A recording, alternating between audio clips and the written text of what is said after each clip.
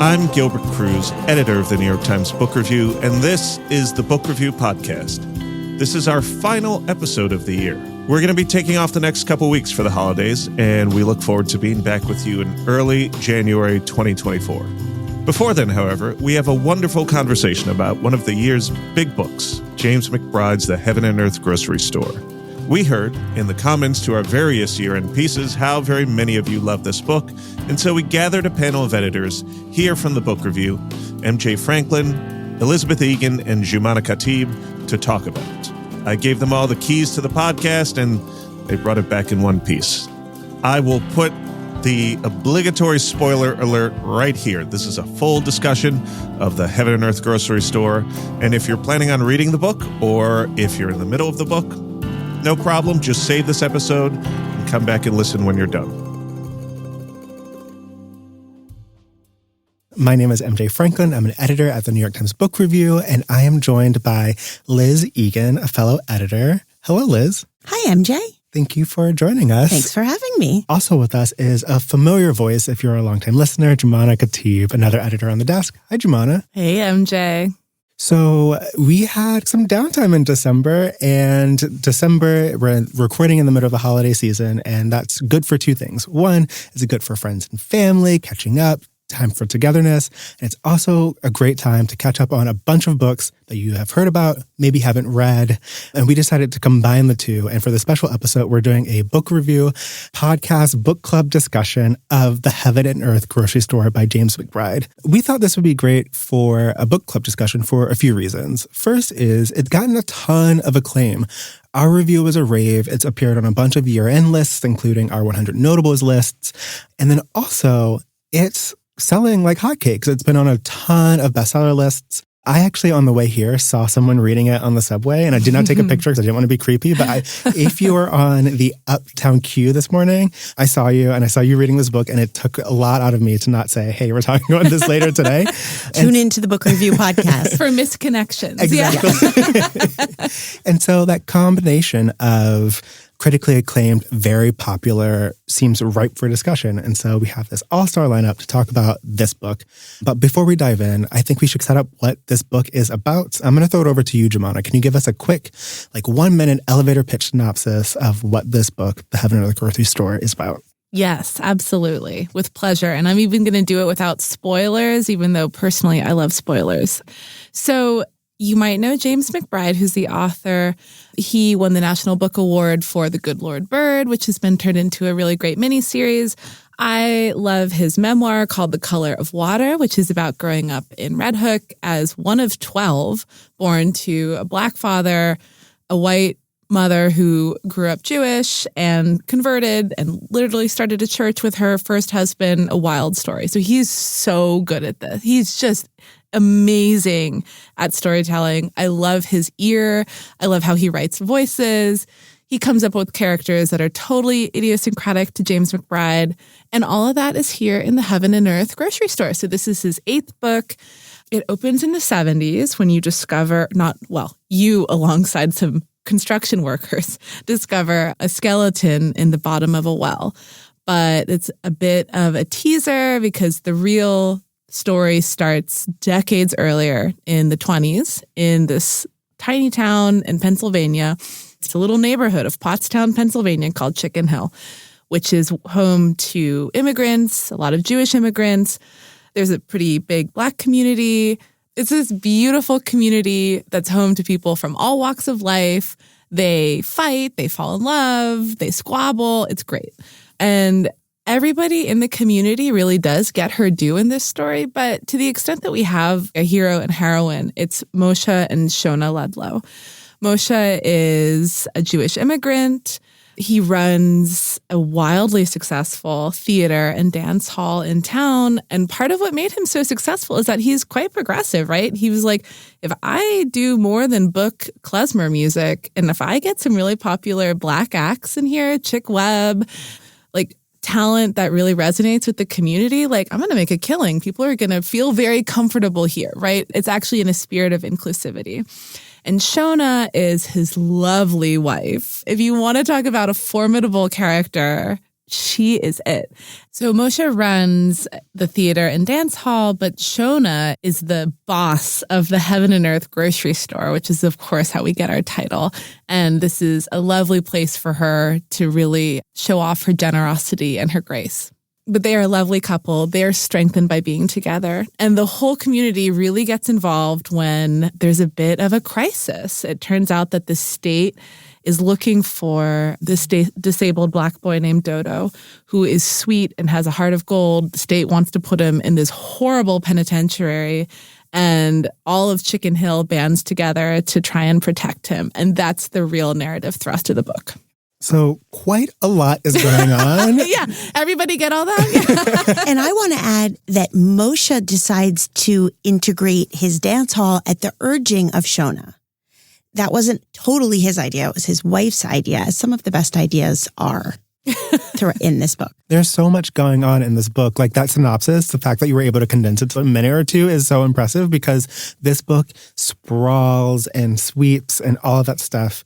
And so we want to dive in. But before we do, I just want to do a general spoiler alert for anyone listening. There are going to be spoilers. This is like set up, as Joumana mentioned, as a mystery. If you want to go in blind, go read the book, come back to us. If you've already read the book, great, stay here. If you don't care about spoilers, stay here, but we're going to dive in. I just want to go around and just ask the room general thoughts. What were your first impressions or lasting impressions of this book? I'm going to throw it over to you first, Liz. Well, first of all, I listened to this book, as is my way in recent times, and the audiobook is wonderful and fast-paced and well narrated, and I loved it immediately. I had a little trouble keeping track of all the characters. There are so many characters, and they all have nicknames, such as, I wrote down a few to share with you guys. One of them is Monkey Pants, Snooks, Bags, Paper, Big Soap, Fatty, Son of Man. There are a lot of people here. It's a big cast. But I just let it wash over me like a big wave. And once I learned to go with it, I couldn't stop. Yeah, I was in a similar boat. That phrase, once I learned to go with it, that's exactly how I felt. I have to admit, when I was first reading it, I was like, I'm not sure if it's connecting with me. It's not clicking. And that's everything to do with style. Danez Smith, the poet, reviewed this book for us, and they said James McBride's style won't please all readers, especially readers who want to get along with the story, the who, what, when, where, why of it all. And McBride here is up to something different. He wants to take his time building out this whole world. I'm not a reader who needs a lot of plot. But I did feel like I needed some momentum. And without it, I think the first 100 pages, you're just meeting character after character. And I was like, where are we going? And then I just went along with it. And then you do get that little bit of momentum. And then you're just along for the ride. You get the sense that you're just in a master storyteller's perfected hands. The overall thing that I think about this book, though, is that this is one of those books that after I finished and had some time digesting it, that's when I was like, wow, this book did something so spectacular and so special. It just kind of radiates love and community and togetherness and all of these feelings. It felt like it planted a seed in my heart, and then it just continued to flower, to use a very saccharine, I couldn't agree more. metaphor. I could not agree more.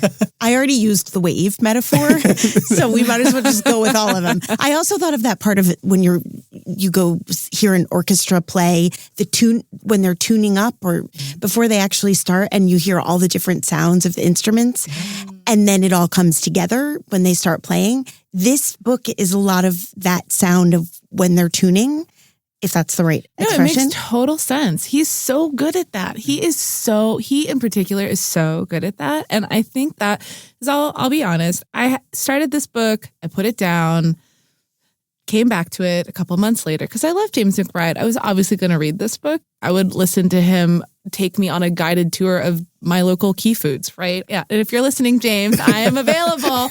But I did struggle in the beginning because I was like, this is so much backstory, man. And I can tell that this is going to build somewhere, but this felt almost like throat clearing. And I just wasn't in the right headspace to be able to hold all this stuff in mind. I knew it was going to pay off. And I knew in that moment where I was like, okay, we're doing almost like like boots on the ground, grassroots. You want to know Chicken Hill from the ground up. So the payoff comes later when you see all that stuff. I also read this book at the beginning of what has, we're in a very ugly time, a time of huge unrest across the world. And this book is about people coexisting with one another who might not be obvious allies, who work well together and have fun together. I wish I had mentioned before, this book is very funny. It's poignant, but it has there are a lot of one-liners that don't feel bump. They're just funny and witty. And I think that's what stuck with me. MJ, you talked about that feeling of the book sticking with you after you put it down. And when I put it down, I just thought, wow, imagine if we could carry this spirit of togetherness and teamwork that isn't corny and isn't through rose-colored glasses. You see the seams, warts and all. But imagine if we could bring that into real life. We'll be right back.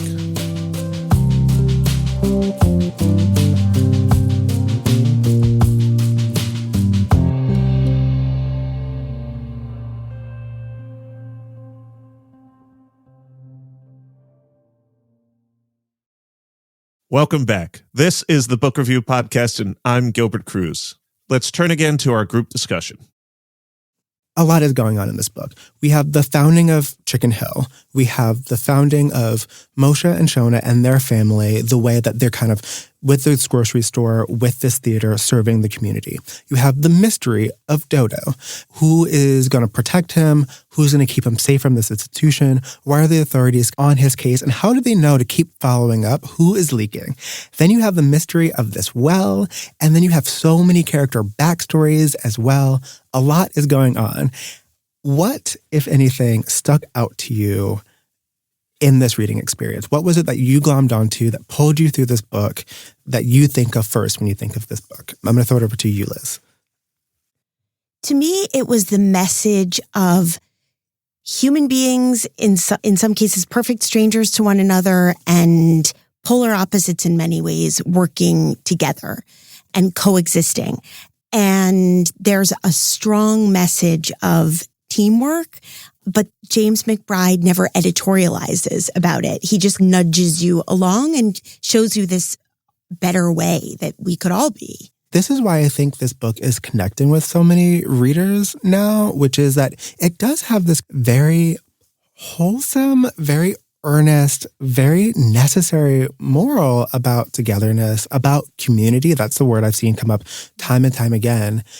And yet, despite its earnestness, it's rendered in Technicolor here, which I think is a gift of James McBride's. He is able to paint so vividly. Like, I'm thinking about, like, for instance, when they're talking about Moshe's theater, and it has this air of myth making. There are the 12 nights and the 12, like, all of this stuff. It's coming all together to create this American myth. And yet the core of that myth isn't something grandiose. It's about a community of people working together.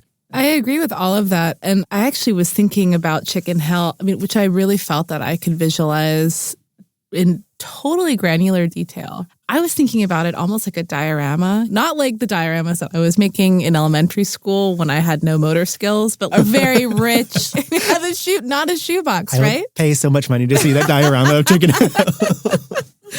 Because part of that diorama feeling that I got was that he's so in control of tone. I think if you haven't read the book and you're listening to the three of us beat on about this book, you might get the impression that it is like kumbaya all the time, and it is not. There are some unbelievably, unspeakably horrible things that happen in this book.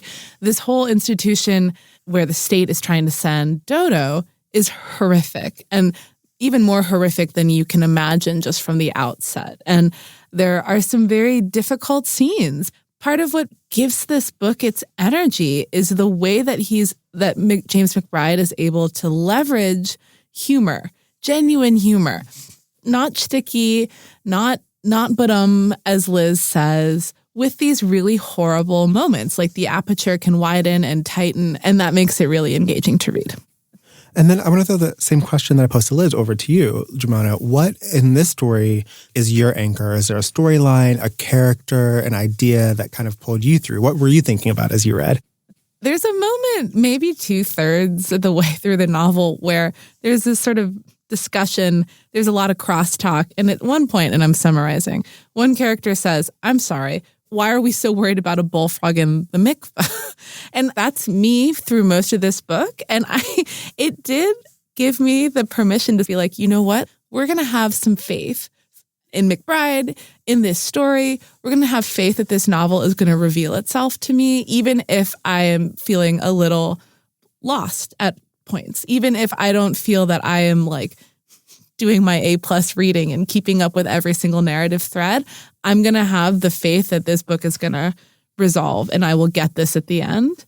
And it totally paid off. And faith is not my strong suit. I'm crusty, jaded, cranky. So the fact that I was able to get there in this reading experience. Joumana, you are none of those things. I know. Oh my God. Although I'm sorry that I was nodding when you said that. I was trying to be encouraging. This is like, yeah, you are all those very things. crusty. Yeah, don't No, you're forget not. curmudgeonly. Yeah. But I love what you just said, though, because faith is, I didn't even connect the dots. So many characters in this book have faith that if they rally together, it will work out. And I love the idea that the reader, too, is asked to take this leap of faith as well. And I'm just marveling over that. I recommend that anybody read the epilogue and read his acknowledgments and even do a little bit of deep dive, because I was very moved to learn that this book grew out of McBride's desire to basically rewrite a better ending for his grandmother, for his mother's mother. So Shona is his answer to his real-life grandmother who, by his telling, lived a pretty loveless life. And so instead, he's created this antidote where not only is Shona loved and adored and revered and the pillar in a lot of ways of this community, she's its moral center, which is incredible for a place like Chicken Hill that relies so much on this. We were talking a little bit before about Shona and just how great ideas come from her. How she's this moral center, but then also through a grocery store, literally feeding people. It's like nutritional, sustenance, spiritual center as well. Liz, I know you love Shona too. Could you talk a little bit more about what connected you to her, what you were thinking as you were reading about her? Well, she's a caretaker without being deadly earnest or boring or saccharine. She tangles with people. She goes up against the law. She has some enemies. She's not afraid to let people know that she doesn't like what they've done or what they believe in.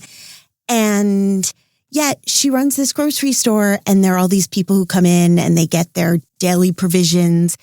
And if she knows that they can't pay, she never calls them to pay their tab. They keep a running tab that I think she clears out basically at the end of the day. Yes, she forgives loans. Yeah. And she's generous of spirit while still being a person you would want to sit next to at a dinner party. Like, she's fun and interesting and nuanced. Vibrant. Very vibrant. Intellectually curious, right? A voracious reader. That's one of the things that Moshe loves about her, is that he's never seen a woman or anybody read the way Shona does. The extra context that this is James McBride writing a happy ending for his grandmother just makes this all-star character even better, even more vivid. If you read the dedication, it's also a tribute to somebody named Cy Friend, who ran a camp that James McBride worked for when he, I believe, first graduated from college, or maybe it was a couple of summers in college. And he thanks Cy Friend, who taught all of us the meaning of tikkun olam, which I believe means world repair. And I felt like there was this really nice marriage of the tribute to his old boss and the rewriting of his grandmother's life. Also, that camp where McBride worked was a camp for children with pretty profound disabilities. And it was a place where they were treated with love and dignity and respect and a real haven. And Cy, who I think was McBride's mentor in a lot of ways, really modeled what that could be like and should be like. Because I also think we talk about faith, we think about love, we think about community, but I think the dignity that suffuses this book is so essential to the story and the renderings of the characters and the richness that we get. The dignity of this book is this book's superpower in that every single character, for better or for worse, and I will talk about, for me, a worse, but for better to start, is that every character gets, no matter what type of circumstance they're in, they are approached and rendered with dignity. Dodo is orphaned, he's on the run, and yet so many people see so much love in him, so much yearning in him, and yearn to protect him. Nate, one of the people at the theater, is seen as this angry man, and yet through his wife, Addie, and through Dodo, you get to see tenderness come out of him. Moshe is seen as like this businessman, and initially he doesn't want to stay on Chicken Hill with the grocery store. He wants to kind of move where the other Jewish population in this town is moving. He doesn't want to take in Dodo, and Shona talks to him, and so she gets this great speech. And then you see Moshe coming around. Like, everyone is given this dignity.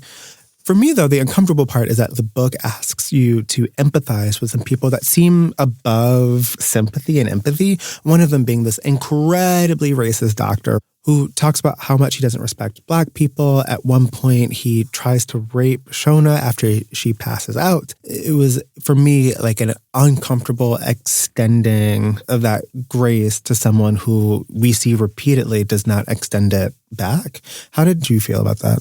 I really struggled with that. I remembered, as you're learning Shona's backstory, Doc Roberts care for her when she's a young woman and she has polio. And you see a slightly positive side of him. But then as you get to know him better, you see him for what he is. He's in the Ku Klux Klan. It's very hard to find any redeeming value in him. I found no redeeming value in him. But I did appreciate that James McBride did not shy away from showing us all the people on Chicken Hill. It could have been tempting just to show the pretty stuff. That's exactly what I was thinking. Like, I think from the book benefited from it. And like, we have this idea in the newsroom where it's like, you know, if you're quoting somebody, you can hang them by their own words or something like that. I don't know if that's an exact analogy for what James McBride was doing, but it's pretty close, right? And I think it also gives so much more credence to his whole project where I'm going to treat everybody with some fairness and some dignity to a certain extent. Well, he's a journalist. He used to work at the Boston Globe. And as I was reading this, I saw both his journalistic eye and his musician's eye. Yeah. He used to play the saxophone. I mean, maybe he still plays the saxophone, but that was his job before he started making his living as a writer and I believe as a journalist. And both of those skills come to bear on the page. With that, I want to pivot and talk about a challenge with the book, which is, again, how much is going on. Our producers here have done us a great service by cutting a lot of our fumbling of figuring out, who is this character? What is going on here? Oh, I thought it was that person. Which is to say, this book does get very confusing at times. How did you get through that? I guess I'm wondering, as a reader, and I'm sure other readers listening to this will have experienced this too, like just the confusion and the overwhelmingness of it. How did you grapple with that? How did you get through all of that? I'm going to throw it over to you, Joumana, because also behind the scenes, Joumana is the one that's been like, actually, that's not what happened. That's what's going on. So that's a great question. I mean, so the aforementioned faith, which is something I'm really trying on for size these days, I actually believe that this is the kind of, I don't want to say impressionistic because it's not an impressionistic book at all. It's unbelievably vivid. But if this were a tableau, right? If this were taking up an entire wall at the Met, the three of us would probably come away with different impressions of what stood out to us. And we would still have been looking at the same painting. And that was what I went with, where I thought, you know what, I still don't know what the bullfrog was doing in the mikveh. I don't. To this day, I could not tell you what it's doing there. I know a plumber was needed. I know there were zoning problems. And did that fundamentally alter my experience of the book? Maybe, but you know what? I had my own time with it, and I think I got the big stuff. I think I did the same thing. There was a certain point where I had a teacher in college who told me we were reading Ulysses, and she was like, "You're not going to get everything. Cut your losses." And that turned out to be the best and worst advice, because now whenever I'm reading something, I'm like, cutting my losses. I'm not going to get it. Some things I'll come back around to, but if I'm reading just to get through, especially this like weeping epic, I have to glom onto what I can. And so there are things that I was like, I don't totally know all of the intricacies of this. But I know that it's very intricate because I'm not getting it all. There's some dots that are there that I'm trying to figure it all out, but I'm getting the overall big picture, and the things that I've glommed onto are so beautiful and so important. And I like the idea that like the three of us could look at this tableau and come away with different things, because for me, there's a moral in this book, and there's a quote that says, "There was nothing to do but talk, which at times like these is all that's left." This is the book where so many people can take so many different things away from it, and it's in the talking, it's in the aftermath that you connect and you unite. I felt exactly the same way, and I listened to James McBride on basically every podcast that I could find. And I also interviewed him for our Inside the List column when this book hit the bestseller list. And I can't remember if he said this to me or if I heard him say it in another interview, but he said he always begins with characters in his novels, and that the words are just the vehicles to drive the characters home. And that is how I feel about this book. And it also reminded me, I think it's a Buddhist expression, we're all just walking each other home. Like, I love that idea. Again, so much easier said than done. But are you trying to get us to move to New Jersey? I am. Exactly. I'm going to give you my real estate card on the way out of the recording studio. But yeah, I love what you said about Ulysses, MJ, because I took a class in college that I think was an entire semester where we only read Ulysses. And I remember maybe 3 scenes from it, but I absorbed it. And this book is not as complicated and inaccessible as Ulysses can be, but you take what you need from it. I think of it as like a big buffet, and you go in, and if you want dessert, take dessert. If you want lo mein noodles, take lo mein noodles. And yet it really works. It all hangs together. Before I pivot to the next topic, are there any last things that you want to talk about? Any characters that you want to mention? Any storylines? Any ideas? I will go first. For me, I loved Monkey Pants, who is, again, spoiler alert, the authorities do catch up with Dodo and they send him to this institution. So the second half of this book is about how to get him out.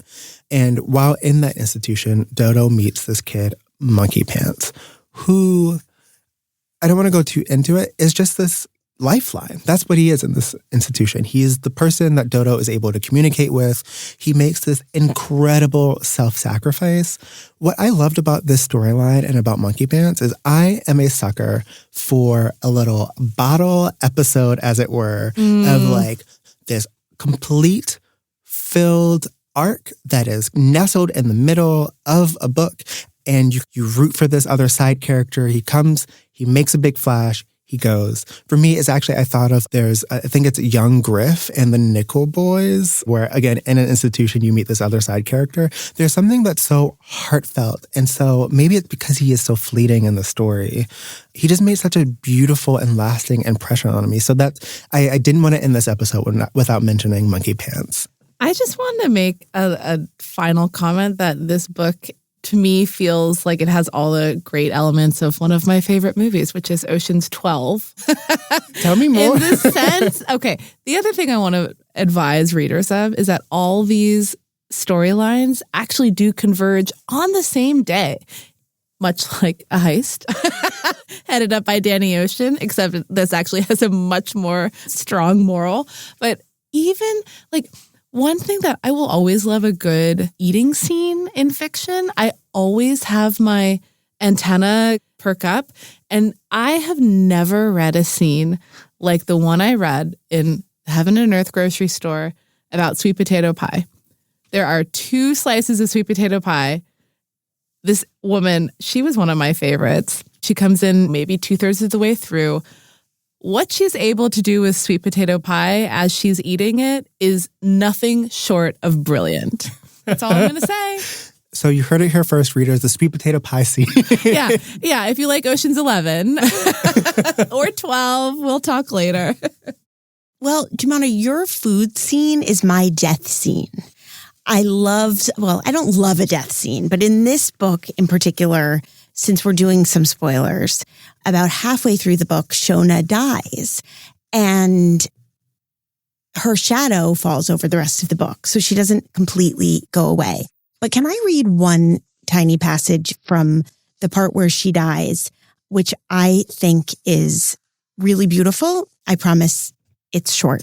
She's dying and she's with her husband, who she has loved for many years. And this is now James McBride and not Liz Egan. And how she regretted watching his face locked in grief even as he slept, his lip trembling, that she'd frittered hours away reading about socialists and unions and progressives and politics and corporations fighting about a meaningless flag that said, "I'm proud to be an American," when it should have said, "I'm happy to be alive," and what the difference was and how one's tribe cannot be better than another tribe because they were all one tribe. And an extraordinary wisdom came upon her, one she had not imagined possible. And then it goes on from there. But I loved that idea. Everyone's helping each other in this book, but across so many different lines. Like this Jewish grocer is helping this orphaned Black boy. Her neighbor is helping her, and they have their whole history. Like across different ideological lines, against different race lines, everyone is coming together in some way, shape, or form to help each other. I love that quote. So to follow up this discussion, I was thinking a lot of readers have said that they love this book because it's a big, heartfelt book. And we are, I like to think, book experts. And so I wanted to recommend some other big, heartfelt books. And so let's dig in. I'm going to start with you, Joumana. What's a big, heartfelt book that you would recommend readers check out? Yeah, I was very relieved you gave me at least 24 hours to think about this because big, heartfelt books are not the house specialty. That's not the house read. However, I have a couple that I really like. So the first one, this will be no surprise since I just outed myself as somebody who really likes reading about food and fiction. Obviously, I leave tokens at the altar of Laurie Colwin. I'm going to recommend Happy All the Time, which is, you got to read it, MJ. Yeah, I haven't read it. Oh my God. I know, Liz, you like her too, Love, right? and especially home cooking, even though I don't cook. That is an endorsement. Laurie Colwin did not write a lot of fiction. I think it made up a much smaller part of her overall body of work. But Happy All the Time is my favorite novel of hers. It follows two couples, features Misty, who's one of the great, at first misunderstood, but like totally lovely characters in fiction. I picked up a horrible habit of trying to take my gloves off with my mouth from her because she made it seem very chic. Don't recommend that, but the book is great. And like, these are people who are happy to be in love and happy to be alive together and happy to be close. Even the ruptures, you can still feel the intimacy, you feel the momentum. It is totally lovely. I need to check that out because I haven't read any Laurie Colwin, and 2 endorsements right here. Liz, what would you recommend for a big, heartfelt book? Well, let's just come out and say it that I am, of the three of us, probably the one who is most inclined to have the big heartfelt book list on the tip of my tongue. So I'm going to throw one out here that you two might be surprised that I thought of, because it doesn't really read as incredibly heartfelt at first. But it's The Vulnerables by Sigrid Nunez. Oh, interesting. And it's about 2 strangers who spend a good deal of time during the pandemic in an apartment that neither of them owns, with a parrot, just to throw in some avian life.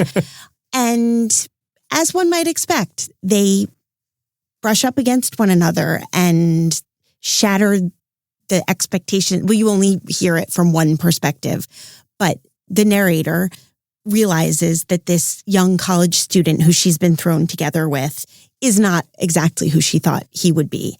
The vegan ice cream scene alone. Yes. Yeah. I totally agree with you. This is a big-hearted book. Yeah, it's a big-hearted book, and it's also a great book about writing.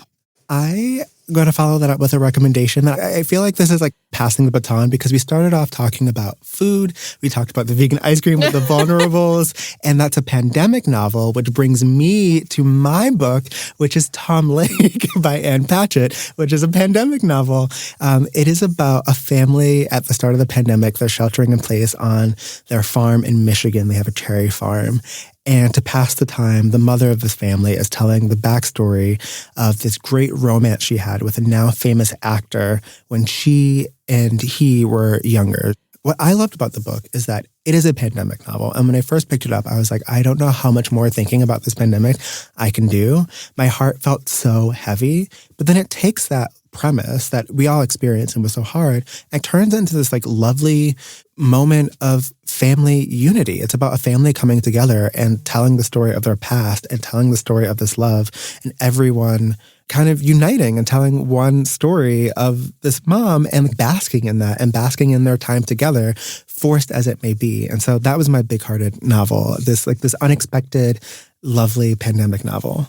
MJ, you're sort of bringing it full circle because Tom Lake also is deeply rooted in Our Town, Thornton Wilder's play. The mother in Tom Lake has had a fledgling career as an actor.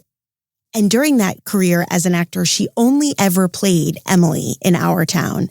That was just her one role, several times. And as I was reading The Heaven and Earth Grocery Store, I thought about how Chicken Hill is like a modern incarnation of Grover's Corners, which is where Our Town takes place. So there you have it. I love this. Accidentally, even our recommendations are unified. It all ties together. I know we're running a bit long, and so before we go, I think, Joumana, you had another recommendation, and you too, Liz. So I'm going to just quickly flash through those. Joumana, what you got? Okay. I thought also this morning of David Sedaris, who I believe is totally big-hearted, not fiction, doesn't matter, hilarious.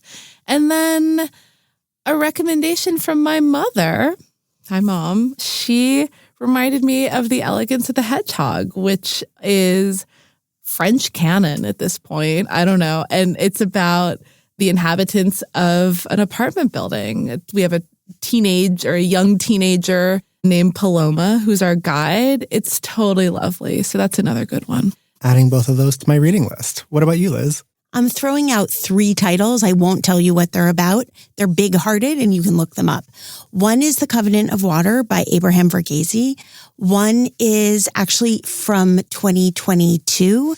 It's All Our Missing Hearts by Celeste Ng, which I know I've spoken about before on this podcast, but I really love that book. And the third one is another pandemic novel, and it's called Day by Michael Cunningham. Ooh, lovely novels. And I'm adding these out to my reading list because I was one who looked at my shelf this morning. It was like big-hearted novels. And then I was like, what am I going to recommend? Everything is so gloomy. I love a vibey, gloomy novel. And I love it. I'm coming away from this episode with a bunch of recommendations. So thank you. I think that's all the time we have for it today. I feel like we could talk about this book infinitely. And so let's continue the conversation. If you listeners have thoughts about this book, especially given that idea of the tableau, everyone looks at it, everyone comes away with something different, please let us know. Please share that with us. But before we go, I just want to say, Joumana, Liz, a huge thank you for this discussion. This is super fun. So much fun. Yeah. Thanks, MJ. Thanks, MJ. Great to be here. I hope you have wonderful holidays. And I hope if you're listening that you also have a wonderful holiday. And until next time, happy reading. See you in the new year. Happy New Year. That was MJ Franklin, Elisabeth Egan, and Joumana Khatib talking about James McBride's The Heaven and Earth Grocery Store. It's been a fun year here, podcasting for you all, and I hope you're enjoying the show. We're going to see you here in the new year. I'm Gilbert Cruz, editor of the New York Times Book Review. Thanks for listening.